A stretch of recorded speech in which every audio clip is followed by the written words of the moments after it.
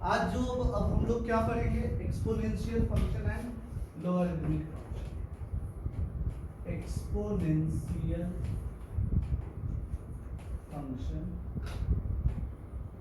And logarithmic function. अब जो हम लोग पढ़ने जा रहे हैं, सबसे पहले तो एक्सपोनेंशियल फंक्शन सीखेंगे कि एक्सपोनेंशियल फंक्शन होता क्या है। उसके बाद एक्सपोनेंशियल फंक्शन सीखने के बाद लॉगरिथमिक फंक्शन क्या होता है, लॉग का क्या क्या प्रॉपर्टीज होते हैं, लॉग कैसे हम लोग अप्लाई करते हैं, लॉग के सवाल कैसे सॉल्व करते हैं, लॉगरिथमिक इक्वेशन क्या होता है, नंबर ऑफ सॉल्यूशन क्या होता है, डिजिट्स कितने निकलते हैं, कोई भी अगर गिवन वैल्यू है तो नंबर ऑफ डिजिट्स आप कैसे डिटरमाइन करते हैं। पिछले साल ही निमिषे 2025 में हमारे लॉग का बहुत वेटेज था, देखे होंगे 2 से 3 सवाल लॉग पे बेस्ड था, डायरेक्ट लॉग पे बेस्ड था। फिर लॉग का इनइक्वालिटी भी सीखेंगे, एक्सपोनेंशियल फंक्शन का इनइक्वालिटी सीखेंगे, क्योंकि अभी हम लोग जो चैप्टर पढ़ रहे हैं वो है बेसिक मैथमेटिक्स, और ये एक्सपोनेंशियल फंक्शन और लॉग बेसिकली टूल है बेसिक मैथमेटिक्स को सीखने के। ठीक है, चलिए स्टार्ट करते हैं। सबसे पहले एक्सपोनेंशियल फंक्शन, कोई भी फंक्शन अगर a का पावर x के फॉर्म में, a का पावर x मतलब किसी गिवन कांस्टेंट में जो वेरिएबल है वो कहां पे लग रहा है, पावर में लग रहा है, तो वो फंक्शन क्या हो जाता है, एक्सपोनेंशियल फंक्शन हो जाता है। बस ध्यान देने वाली बात ये है कि a हमारा निगेटिव नहीं होना चाहिए, a निगेटिव नहीं होना चाहिए। अगर a हमारा निगेटिव हो जाता है तो आप खुद देखिए -2 का पावर x है, मान लीजिए कि कोई फंक्शन हमारा ऐसे आ रहा है, जैसे ही a निगेटिव हुआ, जब हम x को ऑड लेंगे तो ये एक निगेटिव वैल्यू देगा, और जब भी हम x को इवन लेंगे ये एक पॉजिटिव वैल्यू देगा। तो एक निगेटिव पॉजिटिव के बीच में एक ऑसिलेटरी फंक्शन का ये फॉर्मेशन करेगा, ये कंटीन्यूअस फंक्शन का फॉर्मेशन ही नहीं करेगा, ये एक डिसकंटीन्यूअस फंक्शन का फॉर्मेशन करेगा। इसलिए a लेस देन 0 कभी भी नहीं। दूसरा, a कभी भी 1 के बराबर नहीं होगा। रीजन बहुत ही सिंपल है, fx 1 का पावर x, आप चाहे x कुछ भी ले लो, x आप ऑड लो या इवन लो, ये हमेशा फंक्शन किसके बराबर होगा, 1 के बराबर ही होगा। और ये एक बेसिकली एक्सपोनेंशियल नहीं, ये क्या दे रहा है, कांस्टेंट फंक्शन देगा। ये क्या देगा, कांस्टेंट फंक्शन। तो कभी भी a लेस देन 0 नहीं होगा और a 1 के बराबर नहीं होगा। तो कहानी आया कि जब भी कभी हमें कोई एक्सपोनेंशियल फंक्शन पढ़ना है तो a हमेशा क्या होगा, ग्रेटर देन 0 होगा। a हमेशा क्या होगा, ग्रेटर देन 0 होगा। a हमेशा क्या होगा, ग्रेटर देन 0 होगा। अब ग्रेटर देन 0 पे दो सिचुएशन हम लोग यहाँ सीखेंगे, एक जब वो 0 से 1 के बीच का हो, और एक जब वो greater than equal to 1, greater than sorry equal to 1 हो नहीं सकता है। a क्या क्या नहीं हो सकता है, तो a निगेटिव नहीं हो सकता है और a 1 के बराबर नहीं हो सकता। अगर a निगेटिव हुआ तब भी ये कैसा फंक्शन, डिसकंटीन्यूअस फंक्शन, एक बार पॉजिटिव एक बार निगेटिव। और जब भी a 1 हुआ तब ये कैसा फंक्शन बन रहा है, जैसे ही a 1 हुआ तो ये कांस्टेंट फंक्शन बन जाएगा, थ्रू आउट ये क्या हो जाएगा, सेम। तो अब हम अपने पूरे सिनेरियो को दो हिस्सों में बांटा, एक 0 से लेकर के 1 के बीच और एक 1 से बड़ा वैल्यू के बीच। जब भी कभी हमारा फंक्शन 0 से 1 के बीच का आएगा, फॉर एग्जांपल 1/2 का पावर x ये है। अब 1/2 का पावर x में अगर आप x का मान देखो ध्यान से, 0 1 2 3 4 ऐसे करके देखो, तो आपको यहाँ मान क्या मिलेगा, ये 1, ये 1/2, ये 1/4, ये 1/8 और ये 1/60। कुछ इस प्रकार दिख रहा है। जैसे जैसे हमारा इनपुट बढ़ रहा है, आउटपुट क्या हो रहा है बाबू, घट रहा है। आउटपुट क्या हो रहा है, घट रहा है। इनपुट बढ़ रहा है और आउटपुट घट रहा है। यही अगर निगेटिव वैल्यू ले लें, -1 -2 -3 -4, क्या आ जाएगा 2 4 8 16। जैसे जैसे इनपुट घटना शुरू हुआ, जैसे जैसे इनपुट क्या हुआ, घटना, आउटपुट क्या हुआ, बढ़ना शुरू। यानी इनपुट के बढ़ने पे आउटपुट का घटना या इनपुट के घटने पे आउटपुट का बढ़ना, यही हमें क्या दिखाता है, ये एक डिक्रीजिंग फंक्शन को दिखाता है। क्या दिखाता है, डिक्रीजिंग फंक्शन। तो a का पावर x जो फंक्शन है वो थ्रू आउट अपने डोमेन में क्या होता है, डिक्रीजिंग फंक्शन होता है। मतलब जहां जहां वो डिफाइंड होता है उन सारे जगह पे ये फंक्शन क्या होता है, डिक्रीजिंग। ये थ्रू आउट क्या होता है, घटते चला जाता है। आप यहाँ से देख पा रहे होंगे। तो अगर हम एक्सपोनेंशियल फंक्शन का ग्राफिकल एनालिसिस करें तो वो किस प्रकार दिखेगा, कुछ इस प्रकार से हमें एक्सपोनेंशियल फंक्शन दिखेगा। सबसे पहले जब हम निगेटिव वैल्यू पे जाते जाते हैं तो धीरे धीरे जब हम बहुत छोटे वैल्यू पे रहते हैं तो ये बहुत बड़े वैल्यू, और जब हम बहुत बड़े वैल्यू पे रहते हैं तो ये बहुत छोटे वैल्यू पे रहेगा, यानी माइनस इंफिनिटी से कुछ इस प्रकार आता है। और ये देखिए थ्रू आउट ये वैल्यू क्या हो रहा है, घटते घटते घटते घटते घटते घटते घटते घटते कहाँ तक चला जाएगा, जीरो तक।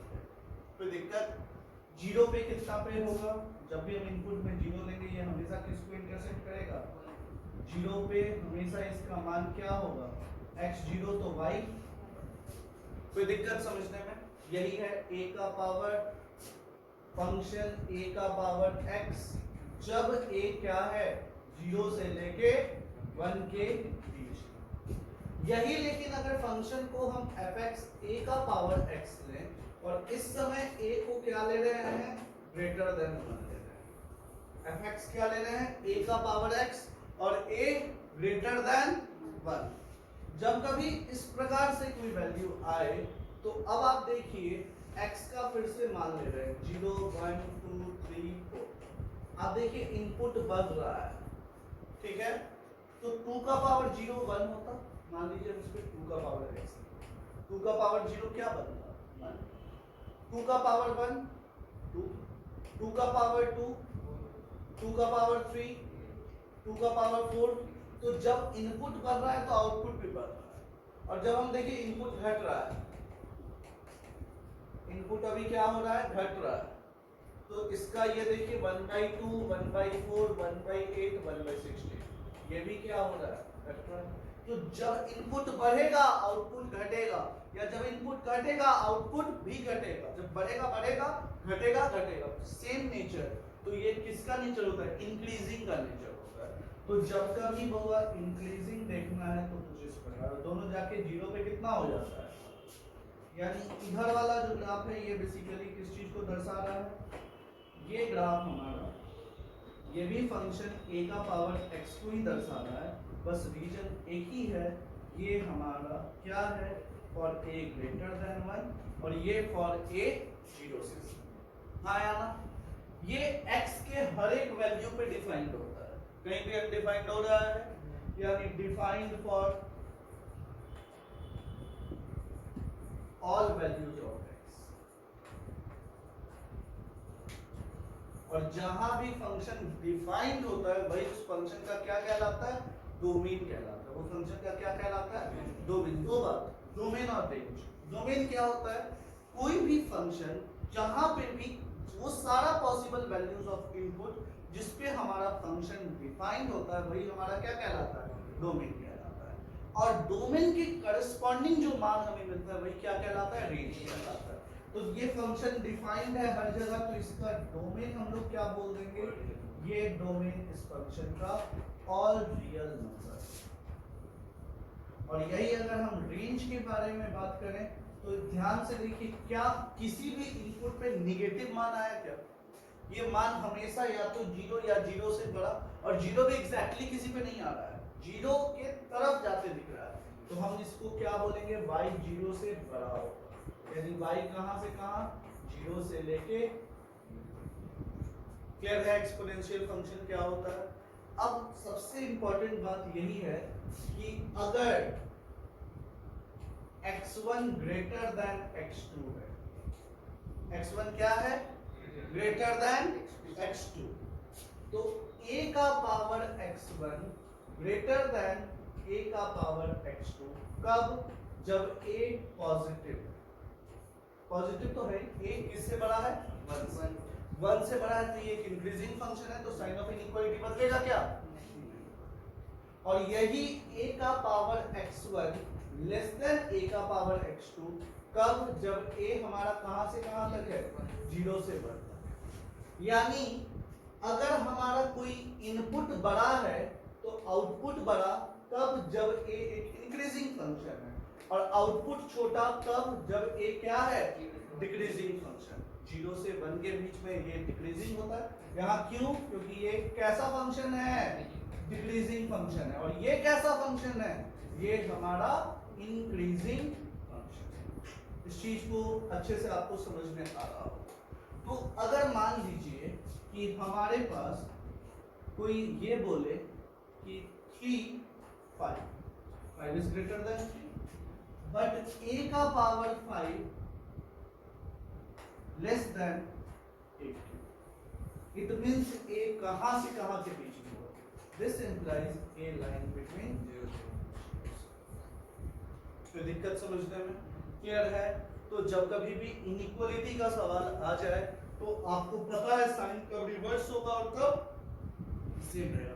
पिछले 2 लेक्चर में हमने ये सीखा है कि जब भी कभी कोई फंक्शन इंक्रीजिंग फंक्शन हमारे इनपुट में लगेगा तो sign of inequality remain same, और जैसे ही कोई नेगेटिव वैल्यू लगा, मतलब कोई डिक्रीजिंग फंक्शन लगा, sign of inequality get reverse.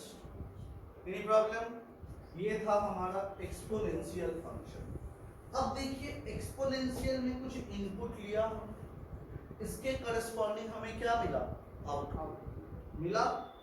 अब जस्ट इसका उल्टा बात, मतलब ये जो आउटपुट हमें मिला है किस इनपुट पे मिलेगा, इस चीज को निकालने के लिए ही हमें लॉग करेगा, यानी लॉगरिथमिक फंक्शन।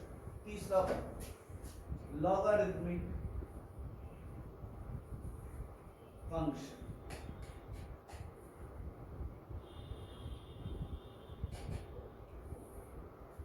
लॉगरिथमिक फंक्शन क्या होता है? लॉगरिथमिक फंक्शन, तो लॉगरिथमिक फंक्शन हम उस फंक्शन को बोलेंगे जिस समय हमारे क्या, जैसे ही हमें a का पावर x y मिला तो y a का कितनवा पावर है, इस चीज को डिफाइन करने के लिए ही क्या है लॉग। फॉर एग्जांपल जैसे हम ये समझ सकते हैं, जैसे अगर कोई हमसे बोलता है कि 10 स्क्वायर, ये क्या होता है? यानी 10 का पावर 2 कितना हुआ 100। तो अगर हमसे कोई ये पूछा कि log 100 टू द बेस 10 ये क्या होगा, तो आपको ये पता होना चाहिए कि 110 का कितनवा पावर ये पूछा जा रहा है, तो आपका आंसर क्या होगा? तो असल में लॉगरिथमिक फंक्शन कुछ और नहीं, ये क्या है? तो ये इनवर्स ऑफ एक्सपोनेंशियल फंक्शन है। ये क्या है? Inverse of exponential function. यानी इनवर्स ऑफ एक्सपोनेंशियल फंक्शन हुआ, यानी अगर हमसे कोई y बराबर a का पावर x पूछे तो log y to the base a ये हमारा किसके बराबर हो जाएगा? ये हमारा x के बराबर। log y to the base a किसके बराबर हो जाएगा? x के। यानी y a का कितनावा पावर है? xवा पावर है। तो y a का कितनावा पावर, ये चीज निकालने का क्या तरीका होगा? लॉग लगाना पड़ेगा, ठीक है। अब जैसे ही हमें ये बात पता चला, इट मींस इसका जो आउटपुट वाला पार्ट था वो इसके लिए क्या बन गया? इनपुट का, और जो इसका इनपुट वाला पार्ट था वो इसके लिए क्या बन गया? आउटपुट। तो जैसे ही ये डिफाइन हुआ तो अब हम एक फंक्शन डिफाइन कर रहे हैं जिसको हम लोग बोलते हैं लॉगरिथमिक फंक्शन। वो कैसे होगा? log x to the base a होगा। अब एक चीज जो सबसे इंपॉर्टेंट है यहाँ देखने वाली बात, वो ये है कि अगर हमारा बेस के बारे में बात किया जाए, बेस a ये कभी भी 0 नहीं हो सकता है, और ये कभी भी होगा 1 नहीं। ये दो चीज हमें पहले से पता है, एक्सपोनेंशियल फंक्शन में पढ़ रखे। तो सेम बात वही a है, a बदला क्या? नहीं बदला, यानी a नेगेटिव नहीं हो सकता है और a 1 से बराबर नहीं हो सकता। अब इनवर्स लेने पे हम रेसिप्रोकल नहीं कर रहे हैं, हम इनवर्स ले रहे हैं। आउटपुट इनपुट बन रहा है, इनपुट आउटपुट बन रहा है। तो कभी भी किसी भी फंक्शन का इनवर्स लेने से नेचर में कोई चेंजेस नहीं आता है। नेचर हमेशा जहां फंक्शन डिक्रीजिंग था वहां डिक्रीजिंग होगा, और जहां फंक्शन इंक्रीजिंग था वहां इंक्रीजिंग। अब बस लॉगरिथमिक फंक्शन को जब हम देख रहे हैं तो इसका डोमेन मतलब x के बारे में, ये बेसिकली ये x इस एक्सपोनेंशियल फंक्शन का आउटपुट है, और हमें पता है एक्सपोनेंशियल फंक्शन का आउटपुट हमेशा क्या आता है, पॉजिटिव आता है। इसलिए लॉगरिथमिक फंक्शन कहाँ डिफाइंड होगा, जब उसका इनपुट क्या होगा, पॉजिटिव। यानी सबसे इंपॉर्टेंट कंडीशन कि हमारा इनपुट हमेशा क्या होना चाहिए, ग्रेटर देन 0। मतलब लॉग को डिफाइंड होने के लिए उसके इनपुट को पॉजिटिव होना अनिवार्य। ठीक है, अब इस a पे स्टोरी कि अगर a 0 से 1 के बीच में होगा तो ये फंक्शन कैसा होगा, डिक्रीजिंग फंक्शन। और अगर a ग्रेटर देन 1 होगा तो ये फंक्शन कैसा फंक्शन होगा, ये एक तरह का इंक्रीजिंग फंक्शन, क्योंकि ये बात भी हमने एक्सपोनेंशियल फंक्शन में देख रखा है, हाँ ना। अब फंक्शन क्या होगा, फंक्शन का वैल्यू क्या होगा, तो डोमेन मतलब डोमेन जहां डिफाइंड है वो क्या आ रहा है, पॉजिटिव, क्योंकि वो इसका आउटपुट है। तो जो इसका इनपुट होता है वही इसका आउटपुट होता है। इनवर्स में क्या होता है, जो गिवन फंक्शन का आउटपुट होता है वो क्या बन जाता है, इनपुट, और जो इनपुट होता है वो क्या बन जाता है, आउटपुट। तो देखो इनपुट बना आउटपुट और आउटपुट बना इनपुट। तो जैसे ही तो हम यहाँ x के बारे में किए, x क्या आया, पॉजिटिव, क्योंकि इनपुट अब पॉजिटिव होना चाहिए, क्योंकि वहां आउटपुट क्या था, पॉजिटिव। दूसरा चीज जो सबसे इंपॉर्टेंट है, वहां इनपुट क्या था, तो पूरा रियल नंबर, कुछ भी ले सकते हैं। तो यहाँ आउटपुट क्या आएगा, पूरा रियल नंबर। इसलिए इसका रेंज क्या होता है, तो रेंज होगा y बिलोंग्स टू रियल। अब देखिए लॉगरिथमिक फंक्शन ग्राफिकली कैसे बनता है। दो बातें, एक बात कुछ इस प्रकार, एक बात कुछ इस प्रकार, आना यहाँ, यानी जब भी आप इनपुट 1 लेंगे आउटपुट हमेशा आपका क्या आएगा, 0। 1 पे क्या आएगा, 0। अब देखिए ये हमेशा क्या दिख रहा है, डिक्रीजिंग। ये क्या दिख रहा है, डिक्रीजिंग, ये घटते हुए दिख रहा है। यानी ये किस कंडीशन पे है, ये यहाँ पे क्या है, 0 से, और ये देखिए ये बढ़ते हुए दिख रहा है, ये यहाँ बढ़ते हुए दिख रहा है। ये हमारा कैसे दिख रहा है, बढ़ते हुए, यानी यहाँ पे a क्या है, यानी ये फंक्शन कैसा, और ये कैसा, कोई दिक्कत समझ में आया, यही है लॉगरिथमिक फंक्शन। कोई दिक्कत समझने में, लॉग होता क्या है ये पता चला। लॉग को क्या पढ़ते हैं, log x to the base a, log function log x to the base a। a मतलब ये क्या बता रहा है कि जो ये x है a का कितनवा पावर है, यही आउटपुट हमें क्या देता है, log। क्लियर है। अब दो तरह का log हम लोग जनरली पढ़ाई करते हैं, और ये log जो डिफाइंड है वो बेस पे डिफाइंड है। इस बेस के कारण हमें दो तरह का जनरल log देखने को मिला। एक होता है log x to the base 10, इसको log x भी लिख सकते हो। ये बेसिकली एक कॉमन log कहलाता है। ये क्या कहलाता है, कॉमन log। किस पे बेस्ड होता है, बेस 10। और एक होता है वो log x to the base e। Basically एक कांस्टेंट है, एक रेशनल नंबर है जिसका अप्रॉक्स वैल्यू 2.718 होता है। इसी को हम लोग ln x भी बोलते हैं, इसका नाम होता है नेचुरल लॉग। इसका नाम क्या होता है, नेचुरल लॉग। तो एक होता है नेचुरल लॉगरिथम, एक होता है कॉमन लॉगरिथम। कॉमन लॉगरिथम में बेस क्या होता है, 10। नेचुरल लॉग में बेस कितना होता है, e। कोई दिक्कत समझने में, ये है हमारा लॉगरिथमिक फंक्शन। ये क्या बोला मैंने, इनवर्स ऑफ एक्सपोनेंशियल फंक्शन ही क्या होता है, लॉगरिथमिक फंक्शन। बट इनवर्स लेने पे कभी भी नेचर नहीं बदलता है। जहां फंक्शन इंक्रीजिंग था वहां पे फंक्शन इंक्रीजिंग रह जाता है, और जहां फंक्शन डिक्रीजिंग था वहां पे फंक्शन डिक्रीजिंग हो जाता है। लॉग का बेसिक बात क्लियर हुआ होगा, कोई दिक्कत समझने में? अब हम लोग प्रॉपर्टीज पढ़ने जा रहे हैं, किसका? Exponential and log. Properties of, पहले हम एक्सपोनेंशियल फंक्शन पढ़ेंगे, फिर हम लॉग पढ़ेंगे। Properties of exponential. बहुत सबसे पहला, अगर a का पावर m इंटू a का पावर m, ये जब कभी बेस सेम है, बेस क्या है? सेम, तो मल्टीप्लाई होने पे पावर एड अप हो जाता है। जैसे आप देखिए 2 इंटू 2, इसको आप 2 स्क्वायर बोलते हैं। 2 स्क्वायर इंटू 2, इसको क्या लिखते हैं? 2 क्यूब। तो जब भी बेस सेम है तो पावर क्या होगा? Add up. कोई दिक्कत? दूसरा, जब भी बेस सेम है पावर क्या होगा?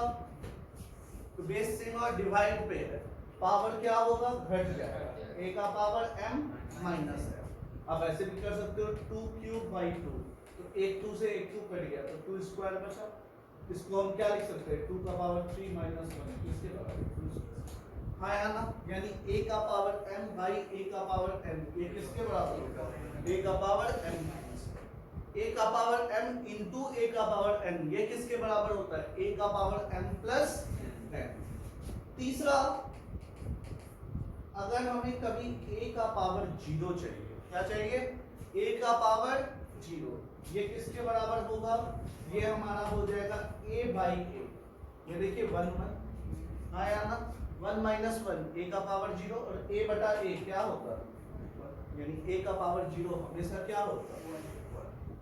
चौथा, a का पावर m का पावर n, ये किसके बराबर होता है? a का पावर m इंटू, और पांचवा, a का power m by 1 by n, या nth रूट ऑफ a का पावर m, ये किसके बराबर होता है? ये होता है a का power m by n। Clear है? तो ये पांचों प्रॉपर्टीज हमारे एक्सपोनेंशियल फंक्शन के हैं, जो काफी यूज आएंगे सवाल को सॉल्व करने के लिए। और ये सारा प्रॉपर्टी आपको पहले से पता है, सर्ट्स में पढ़े हैं, 9th 10th में पढ़े हैं ना, सर्ट्स एंड इंडिसेस करके चैप्टर। हाँ हाँ, छठा सबको से ये सारा चीज पढ़े। वेरी गुड, ये क्लियर हुआ आप सबको? कोई दिक्कत समझने में? अब हम लोग नेक्स्ट सीखेंगे प्रॉपर्टीज ऑफ लॉगरिथम। काफी इंपॉर्टेंट, बहुत सारे सवाल को बनाने में बहुत हेल्पफुल होता है। Properties of logarithm, properties of logarithm, ठीक है? ध्यान से देखिए, पहला property, log m to the base a into n to the base, ठीक है? यानी log m into n to the base a। ये हमारा गेम बहुत ही सिंपल, मल्टीप्लाई में है तो रिजल्ट किस में चला जाएगा? ऐड। ये अभी हमने एक्सपोनेंशियल में भी पढ़ा है, और यही सेम रीजन है जो इसमें भी हो रहा है। हाँ यार, बट कभी भी आप ये अगर कर दो log m plus n base a को log m base a into log n base a, ये लिखना एकदम एब्सर्ड है, ये लिखना, तो इससे हम लोग बचेंगे। जब भी गुना में है तो ऐड होगा, ऐड है तो गुना नहीं होगा। ये नहीं सोचेंगे कि जब भी इनपुट में एडिशन है तो लॉग डिस्ट्रीब्यूट होकर के मल्टीप्लाई होगा, ये गलत है। लॉग का इनपुट अगर मल्टीप्लिकेशन में है तो इंडिविजुअल का क्या हो जाएगा? एडिशन। ये एकदम सही है। क्लियर है आप सबको? अब देखिए नेक्स्ट, दूसरा, log m by n to the base, ठीक है? रीजन इन सारे जगह पे बस एक ही चीज ध्यान से रखिएगा कि ए भी पॉजिटिव ए 1 के बराबर नहीं, एम पॉजिटिव है और एन भी, अगर इनमें से कोई भी निगेटिव हुआ तो ये प्रॉपर्टी, ये रूल डिफाइंड ही नहीं होगा। ये रूल डिफाइंड होगा क्या? ये रूल डिफाइंड ही नहीं। क्लियर है? log m by n to the base a, ये किसके बराबर होगा? log m to the base a minus log n। कोई दिक्कत? तीसरा, फिर यहाँ पे भी एक प्रिकॉशन कि ऐसा नहीं कि ये सब्ट्रैक्शन में है तो आप इंडिविजुअल का क्या कर देंगे? भाग, ये करना गलत। ठीक है? तीसरा प्रॉपर्टी,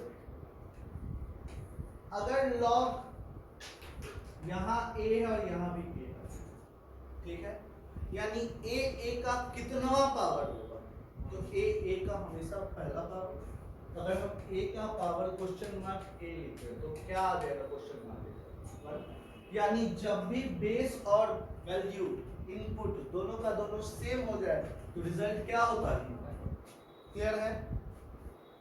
अब नेक्स्ट, अगर कभी भी इनपुट में 1 आ जाए, बेस कुछ भी उससे मतलब एक क्वेश्चन मार्क 1, तो क्वेश्चन मार्क इसके बराबर 0, तो जैसे ही इनपुट 1 हुआ ये हमेशा क्या हो जाएगा? 0। कोई दिक्कत समझने में? तो ये सबसे पहले इनको हम लोग बोलते हैं बेसिक 4 प्रॉपर्टी। नेक्स्ट चलते हैं आगे। अब अगर कभी भी लॉग m का पावर n बेस a, ठीक है, क्या है? m का पावर n बेस a, तो ये जो पावर होता है ये क्या होगा? मल्टीप्लाई, यानी ये किसके बराबर? n into log m base a। कोई दिक्कत? सिमिलरली अगर हमारा डिनोमिनेटर में पावर आ जाए, डिनोमिनेटर नहीं मतलब बेस में पावर आ जाए, किस में पावर आ जाए? बेस में। बेस में पावर तो ये नीचे आ जाएगा, यानी 1/p log m। और जब दोनों में पावर दिख जाए तो log m का पावर n a का पावर p, तो रिजल्ट होगा n/p log m to the base। ये 7वां प्रॉपर्टी भी आप लोगों को क्लियर हुआ होगा, कोई दिक्कत समझने में? 8वां प्रॉपर्टी इसी पे बेस्ड है, बस अब हम किसी को किसी भी बेस पे ब्रेक कर सकते हैं। अगर log m बेस n है, हम चाहे तो इस m और बेस n को लेकर के एक नया लॉगरिथमिक फॉर्म लिख सकते हैं जो कि किसी भी बेस पे हो, यानी इसको हम क्या लिखते हैं? log m to the base a whole divided by log n to the base। कोई दिक्कत समझने में? इसी तरह अगर हमारा log m to the base n है और अब हम क्या करें? हम बेस m पे ब्रेक करते हैं। किस पे ब्रेक करते हैं? m पे। तो ये क्या होगा? log m to the base m by log n to the base m। log m to the base m क्या होता है? 1, यानी 1 by log n to the base m। यानी अगर बेस और वैल्यू को इंटरचेंज कीजिएगा तो वैल्यू में क्या चेंजेस आएगा? रेसिप्रोकल हो जाएगा। वैल्यू में क्या चेंजेस आएगा? रेसिप्रोकल हो जाएगा। तो अगर ये रेसिप्रोकल हो सकता है तो इसी से बनता जुलता 10वां प्रॉपर्टी होगा। 10वां प्रॉपर्टी क्या?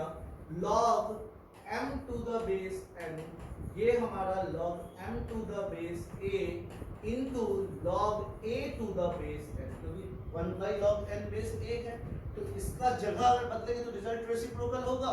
देखो जगह बदले तो रिजल्ट क्या हो गया? रेसिप्रोकल। कोई दिक्कत समझने में? नेक्स्ट है a का power log b base c। क्या है अपना? a का power log b base c। अगर कभी किसी गिवन पावर में लॉग आ जाए तो हमारे पास एक अगेन बहुत ही इंपॉर्टेंट रूल होता है कि आप इस वैल्यू और इस वैल्यू को आपस में इंटरचेंज कर सकते हो, यानी this is same as that of e का power log a base. Any problem? और लास्ट अगर मान लीजिए a log b base a आ गया, अब देखिए ध्यान से यहाँ पे क्या होने वाला है, ये भी a है और ये भी क्या है a, पावर में दिख रहा है, तो ये और ये अपना जगह बदल सकता है। जैसे ही ये अपना जगह बदला, b का power log a base a, log a base a क्या होता है 1, यानी ये किसके बराबर है डायरेक्ट, यानी log का टर्म से ही इंडिपेंडेंट डायरेक्ट बन गया।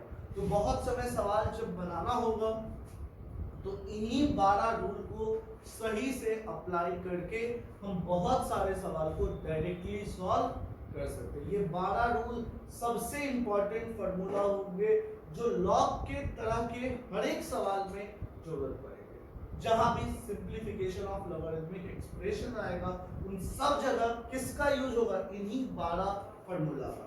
फिर लॉगरिथमिक इक्वेशन में इन्हीं 12 फार्मूला का, फिर लॉगरिथमिक इनइक्वेशन में इन्हीं 12 फार्मूला का।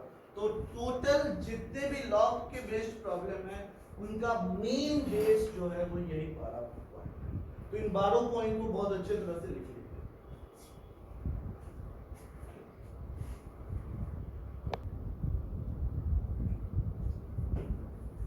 चलिए स्टार्ट करें। अब देखिए यहाँ पे ये है अपना 1/2 का power x square minus 2x less than 1/2 का होल स्क्वायर, ये है अपना। अब हमें a 0 से 1 के बीच का आ रहा है, मतलब डिक्रीजिंग फंक्शन, बेस सेम है तो पावर के बीच में कैसा उल्टा नेचर, क्योंकि a क्या है 0 से 1 के बीच का, यानी x square minus 2x greater than 2 आया ना। यहाँ से आएगा x square minus 2x minus 2 greater than 0, ये आएगा। कोई दिक्कत समझने में? अब हमको ये वाला फॉर्म बनाना है, आया ना, ये वाला फॉर्म बनाना है। x को रियल तो रूट आएगा नहीं, कैसा रूट आएगा बताइए, x किसके बराबर 2 प्लस माइनस b स्क्वायर कितना हुआ 4 plus minus b square minus क्या होता b स्क्वायर माइनस 4ac होता, आया ना, minus b plus minus root D कैसे निकलता b स्क्वायर माइनस 4ac कैसे आता, तो a बाई 2, यानी देखिए 2 प्लस माइनस रूट 12 बाई 2, ये आएगा, आया ना। अब रूट 12 यानी कितना बहुत 2 रूट 3, यानी 1 प्लस माइनस रूट 3, ये हमारा रिजल्ट। अब ग्रेटर देन 0 चाहिए तो रूट के लेफ्ट और राइट साइड, यानी x less than 1 minus root 3 और x greater than 1 plus sorry, ये हमारा फॉर्म ये बन गया था पहला सवाल। दूसरा सवाल log 2 का पावर 5 इंटू 2 का पावर 2/5, 2 का पावर 1 प्लस 1/2 3/2, log 2 का पावर 5 5 जो 25 प्लस 2 27/5 और ये 2 का पावर 3/2, यानी ऊपर वाला पावर भी गुना होगा और नीचे वाला भाग, यानी 27/5 बटा 3/2, यानी गुना लिखते हैं 2/3, 3 से ये 9 बार नहीं, कितना आ गया 18/5, आंसर बन गया होगा। बहुत बढ़िया। 512 2 का पावर 9 होता है, यानी इस पूरे का सम 9 आ जाएगा। 9 log 9 बेस 3 कितना आ जाएगा 3 सॉरी 2 log 9 बेस 3 2 2 बेस 2 1 और log 1 बेस 5 0। ये हमारे यहाँ देखिएगा, यह आ जाएगा log 2 base n plus log 3 base n, ऐसे करके कहाँ तक log 53 बेस n, यानी ये हमारा क्या आ गया, तो log 2 into 3 into 4 up to 53 base n, यानी ये पूरे का मल्टीप्लिकेशन किसके बराबर log 53 फैक्टोरियल बेस n, ये हमारा आंसर। कोई दिक्कत समझने में? नेक्स्ट है, अब हमसे पूछ रहा है कि इन दोनों में बड़ा कौन छोटा कौन, ये बताना है। हम बड़ा छोटा जब तक बेस नहीं पता रहेगा हम नहीं बता सकते, देखो यहाँ 3 है और ये 17 है, असल में दोनों का दोनों प्राइम नंबर है, क्या किसी को एक दूसरे के टर्म में लिख सकते हैं? नहीं, बट ऊपर में वैल्यू 5 है और ये 25 है, ये कर सकते हैं। तो हम रेसिप्रोकल लेते हैं, 1/x जैसे ही लेंगे ये क्या आ जाएगा? log 3 base 5। 1/y जैसे ही लेंगे ये क्या आएगा? log 17 बेस 25 ये आएगा। अब देखिए log 3 बेस 5 और log 17 बेस 25 को हम क्या लिख सकते हैं? 5 और ये 1/2 लिख सकते हैं। ये 1/2 ऊपर गया तो log रूट 17 बेस 5। अब देखिए जब बेस ग्रेटर देन 1 है तो फंक्शन कैसा होता है? Increasing. a greater than 1 function कैसा? Increasing function. तो जब भी फंक्शन हमारा इंक्रीजिंग होगा इट मींस बड़े वैल्यू पे बड़ा मान, छोटे वैल्यू पे छोटा मान। 3 और रूट 17 मतलब 4 पॉइंट समथिंग, रूट 16 4 होता है, यानी ये बड़ा मान देगा कंपेयर टू ये, यानी 1/y ग्रेटर देन 1/x। तो जैसे ही रेसिप्रोकल लीजिएगा साइन ऑफ इनइक्वालिटी चेंज, यानी x। Any problem? So correct answer is x is greater than y। हाँ बेस से भी तो किए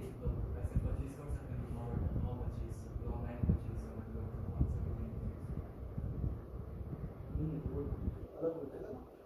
25 को 5 पे चेंज कर सकते हो, 5 को 25 में कैसे चेंज करोगे? 2/2 से वो करते हैं क्या? ऊपर नीचे करोगे तो थोड़ी चेंज होगा, ये गलत तरीका हो गया। इस पे भी 2 लेंगे, इस पे भी 2 लेंगे, हाँ ये लिख सकते हो, लेकिन ये ज्यादा बेनिफिशियल नहीं है। 25 5 में बनना ज्यादा इजी दिखता है, 5 को 25 में चेंज करना ये इक्का दुक्का रिजल्ट है ऐसा। हाँ हाँ तो x ऑप्शन गलत मार्क, x ग्रेटर x मेरा बेस बड़ा रहेगा वहां से जो क्योंकि हमें पता है बेस ग्रेटर देन 1 फंक्शन एक इंक्रीजिंग फंक्शन होगा, और जैसे ही ये पता है कि हमारा फंक्शन इंक्रीजिंग होगा ये क्या हो जाएगा? कोई दिक्कत? नेक्स्ट है क्वेश्चन नंबर 6। अब हमें इसमें कहा गया है कि x को इन टर्म्स ऑफ y लिखना है, या ना? सबसे पहले y 2 का पावर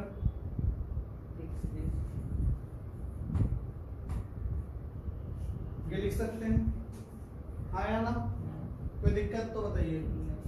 ये दोनों को रेसिप्रोकल रखूंगा, आया ना? x in terms of y चाहिए, y किसके बराबर? x log 2 आया ना? ये है x का पावर 1/2। x किसके बराबर? y स्क्वायर आ गया, x in terms of y। Any problem? Clear है?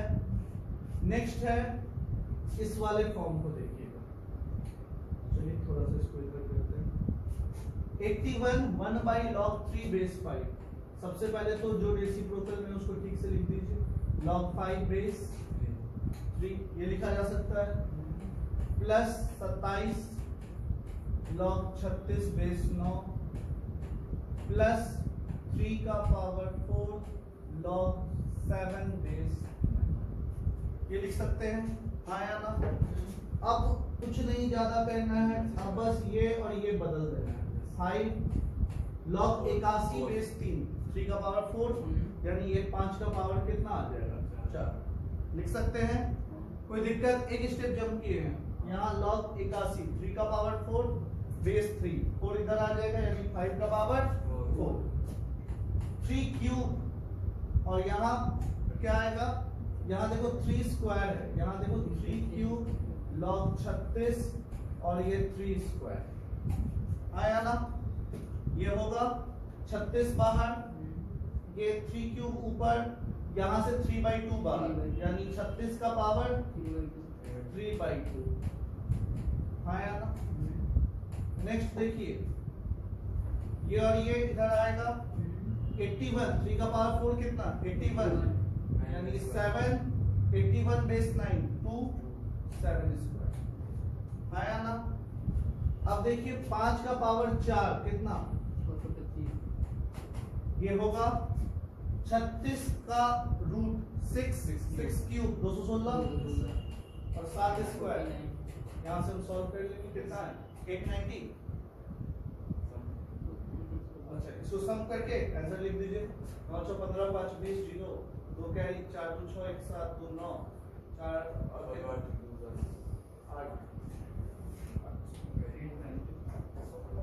Any problem?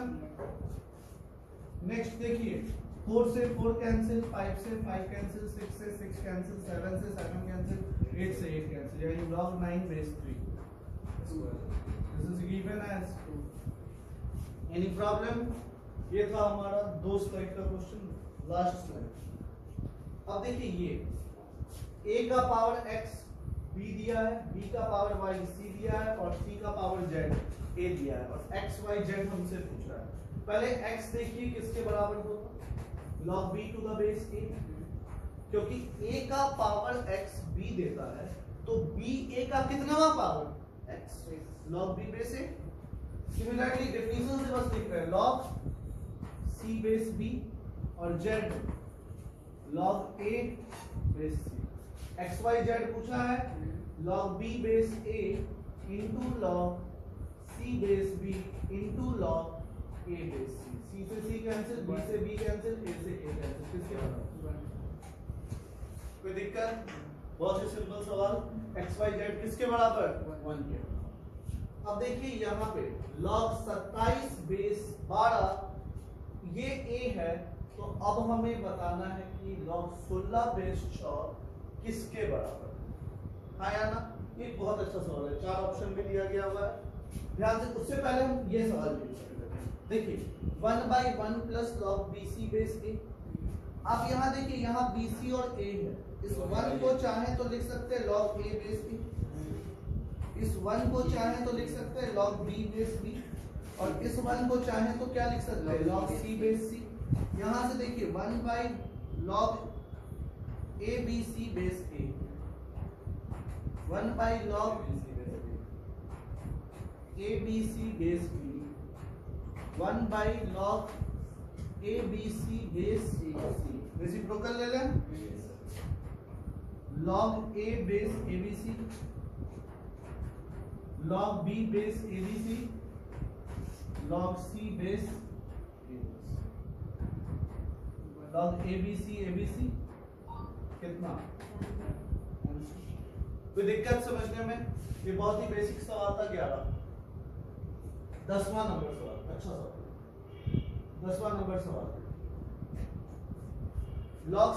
तो नेक्स्ट सवाल था log 27 बेस 12, ये a,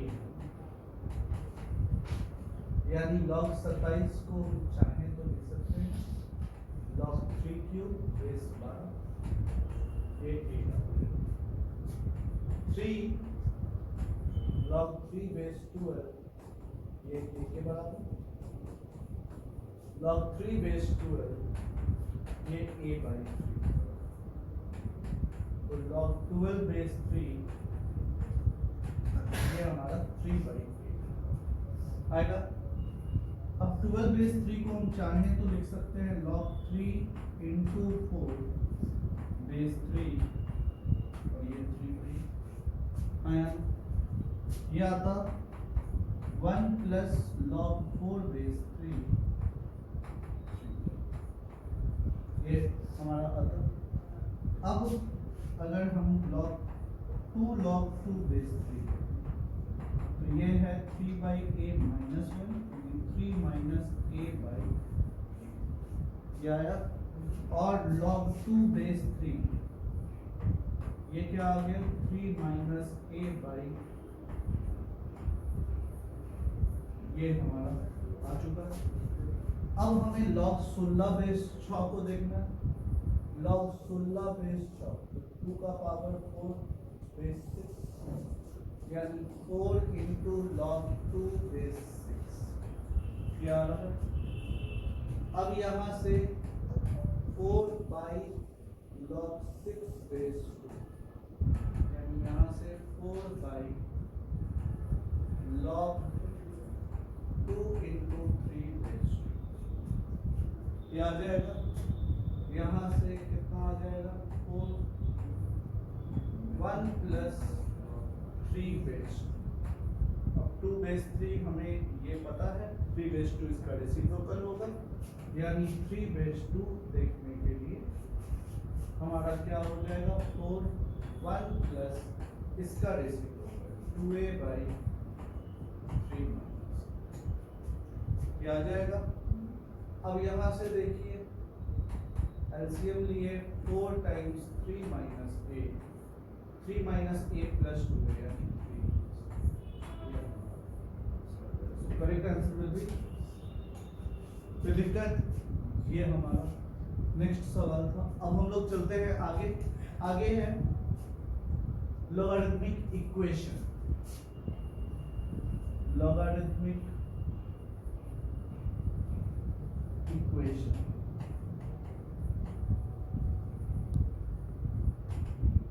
कोई भी इक्वेशन जिसमें लॉग इन्वॉल्व होगा वही क्या कहलाएगा? Logarithmic equation. तो लॉगरिथमिक इक्वेशन को सॉल्व करने के बाद आपको जो सॉल्यूशन आ रहा है उसको आपको चेक करना पड़ेगा कि ये जो सॉल्यूशन है कुछ ऐसा मान ना आ जाए जहां पे लॉग ही अनडिफाइंड हो जाए। जब भी हम लोग लॉग फंक्शन देखते हैं log x to the base a, तो इसका इनपुट हमेशा क्या होना चाहिए? पॉजिटिव। उसी के लिए ये डिफाइंड होता है, हाँ या ना?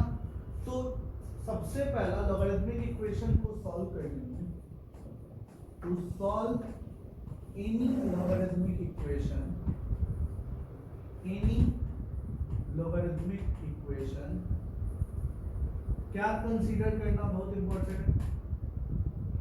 Check for the solution whether it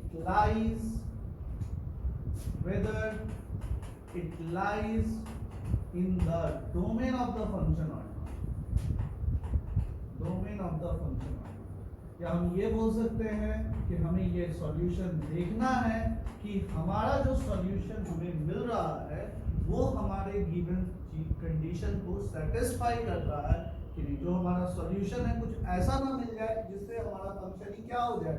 undefined. Function अगर अनडिफाइंड हो जाए तो वो सॉल्यूशन का पार्ट होगा नहीं। तो कभी भी लॉगरिथमिक इक्वेशन को सॉल्व करने के लिए सबसे पहला काम क्या करना होगा? तो स्टेप 1 में ही find the domain of the function, find the domain of the function. कहाँ ये डिफाइंड? अब मान लो कि दो लॉगरिथमिक फंक्शन है, एक है log x plus 1 plus log 2x minus 3। तो आपको x plus 1 भी पॉजिटिव लेना है, 2x minus 3 भी पॉजिटिव लेना है। दोनों एक साथ जहां पॉजिटिव हो रहा है हमें उसको कंसीडर करना है। यानी अगर more than one logarithmic function अगर इन्वॉल्व है हमारे इक्वेशन में, तो प्रत्येक का इंडिविजुअल डोमेन निकाल के तीनों का मतलब दोनों का तीनों का जितने भी फंक्शन है उन सब का क्या करना होगा? इंटरसेक्शन लेना होगा। देन जाकर के हमें पूरे फंक्शन का क्या मिलेगा? डोमेन मिलेगा। तभी हमें पूरे फंक्शन का क्या मिलेगा? डोमेन मिलेगा। Step 2, solve the equation.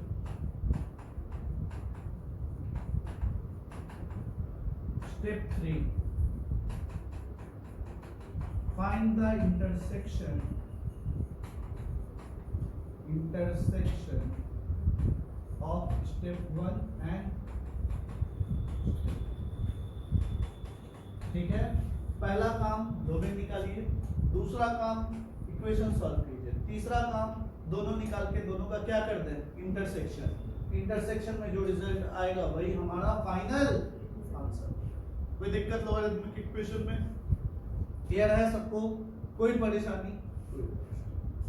अब देखिए लॉगरिथमिक इनइक्वेशन।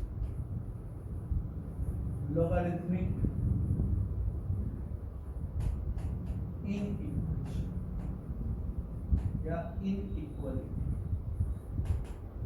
लॉगरिथमिक इनइक्वालिटी को समझने के लिए आपको क्या समझना होगा?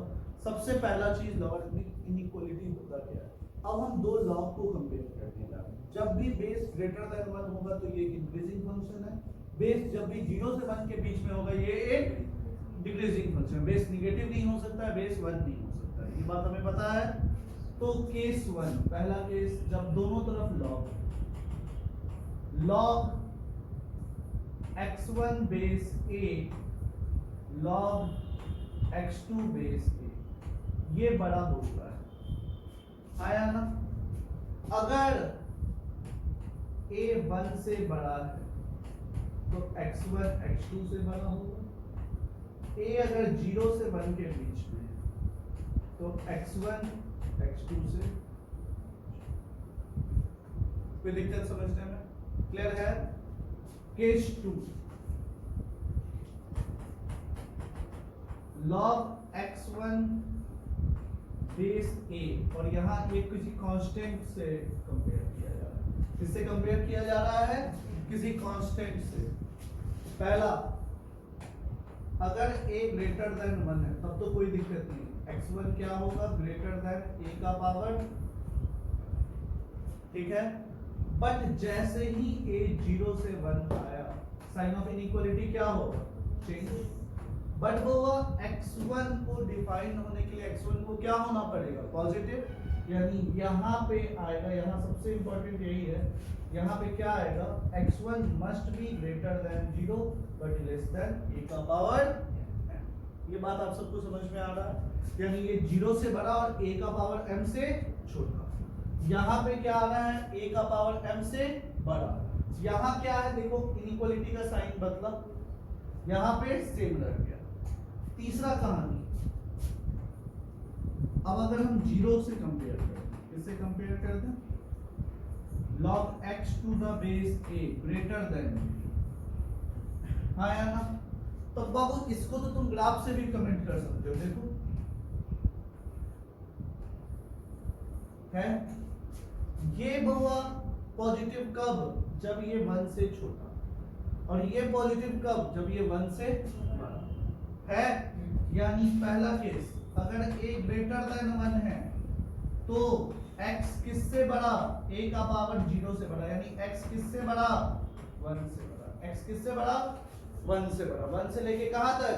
इनफाइनाइट तक। 1 से लेके कहां तक? इनफाइनाइट तक। उसके बाद a अगर 0 से 1 के बीच में आ गया, a क्या आया? 0 से लेके 1 के बीच में, तो x क्या होगा? लेस देन a का पावर 0, यानी x 1 से छोटा। बट x को डिफाइन होने के लिए x को किससे बड़ा होना पड़ेगा? 0 से बड़ा, यानी ये क्या हो जाएगा? कोई दिक्कत क्या? इसको फिर से बता देते हैं। log x to the base a greater than 0 है। अब यहाँ देखिए a अगर ग्रेटर देन 1 है तो x किससे बड़ा? 1 से बड़ा के। a अगर 0 से 1 के बीच में है तो x कहां से कहां? 0 से लेके 1 के बीच। बस यही तो बात है। तो दिक्कत समझने में, तो ये 3 सिनारियो लॉगरिथमिक इनइक्वालिटी को सॉल्व करने में सबसे ज्यादा हेल्पफुल होता है। कभी भी लॉग के सवाल आ जाए और लॉग के सवाल में हमें क्या दिखे कि कभी इनइक्वालिटी लगा है, पहला काम डोमेन निकालेंगे। दूसरा, अगर बेस ग्रेटर देन 1 है तो साइन सेम रख के सॉल्व करेंगे। बेस अगर 0 से 1 के बीच में है तो साइन रिवर्स करके सॉल्व करेंगे। और फाइनल आंसर और जो डोमेन है उन दोनों का इंटरसेक्शन करेंगे। यही हमारा क्या कहलाता है? Logarithmic inequality. कोई दिक्कत समझने में? ये पॉइंट क्लियर है? लॉगरिथमिक इक्वेशन क्या होता है, लॉगरिथमिक इनइक्वालिटी क्या होता है। नेक्स्ट, अब हम लोग नंबर ऑफ डिजिट्स को सीखने जा रहे हैं। Number of digits with the help of log.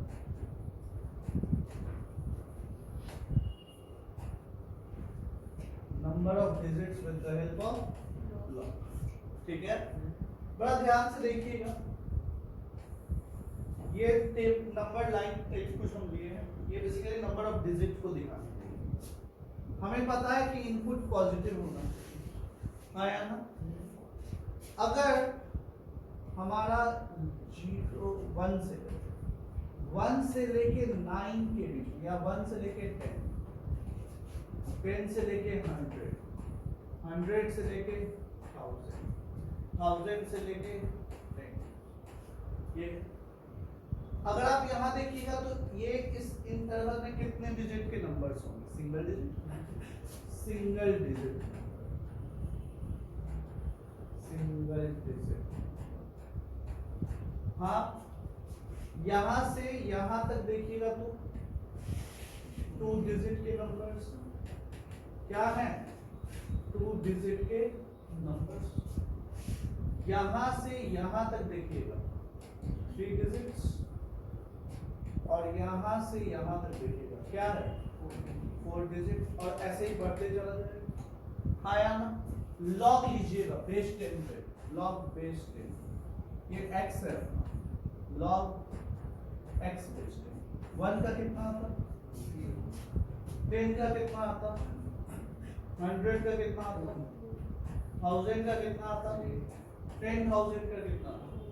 तो 0 से 1 के बीच का अगर लॉग का मान है तो कितने डिजिट है? सिंगल। 1 से 2 के बीच का मान है तो कितने डिजिट है?